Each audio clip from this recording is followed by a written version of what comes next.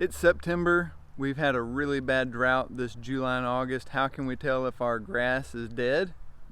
Well, the best answer is water it.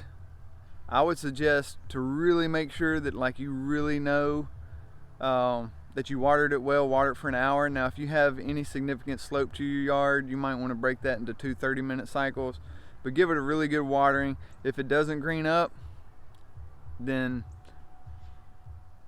you're looking at dead grass. There's a lot of dead grass, especially if you have centipede grass. There's a lot of dead centipede all over the Jackson metro area. There's other grasses, St. Augustine.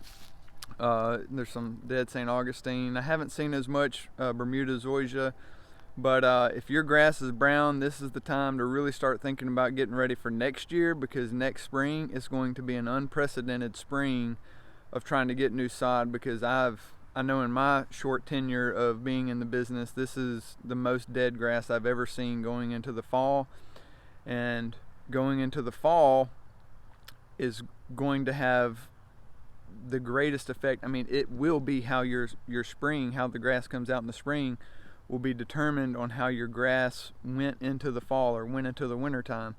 Because warm season grasses, Bermuda, zoysia, centipede, St. Augustine, carpet grass, they grow. Their 4 main months are May, June, July, August. They grow some in April, they grow some in September, but it sounds crazy, I know, because we can see green grass even in December, but it's not aggressively growing. It's not consistently growing. It's not a lot of grass growth except for those 4 months, with the bookends having some growth.